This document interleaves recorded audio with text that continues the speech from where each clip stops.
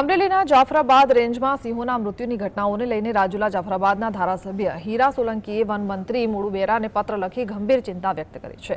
તેમણે પાલીતાણા શેત્રુંજી ડિવિઝન અને ધારી ગીર પૂર્વ ડિવિઝન છેલ્લા 2 મહિનામાં સિંહોના મૃત્યુના વધતા આંકડા પર સવાલ ઉઠાવ્યા છે। હીરા સોલંકીના મતે વન વિભાગના અધિકારીઓની નિષ્કાળજી, ભૂલ અને અણઆવડતના કારણે ઘટનાઓ બની રહી છે।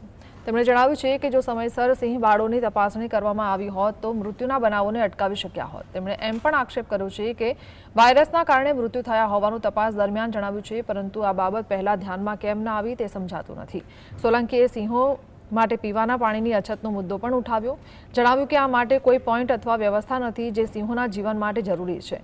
તેમણે ચેતવણી આપી છે કે જો સિંહોમાં કોઈ વાયરસ ફેલાતો હોય તો વધુ મૃત્યુ રોકવા યુદ્ધના ધોરણે કાર્યવાહી કરવી જોઈએ।